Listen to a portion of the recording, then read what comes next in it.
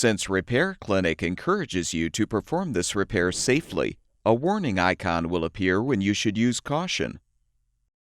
To replace an auto close lever cam roller on this Samsung refrigerator, you will need a Phillips head screwdriver, a 1/8 inch punch, a 9/32 inch socket, and a mallet. Before you begin the procedure, unplug the appliance's power cord.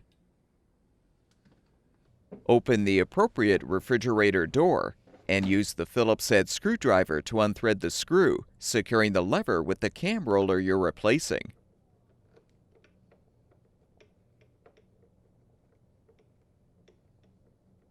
With the screw unthreaded, lift the lever up to remove.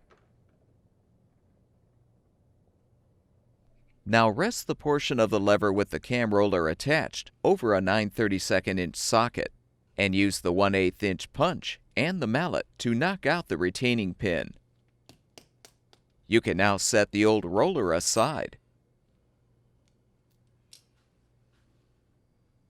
To install the new cam roller, align it on the auto close lever, then insert the retaining pin and knock it into place with the mallet.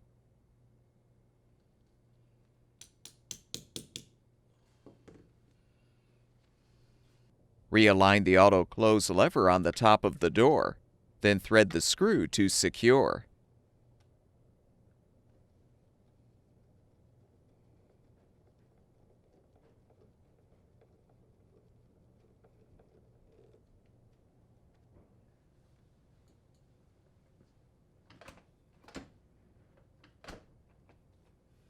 Plug the power cord back in, and the refrigerator should be ready for use.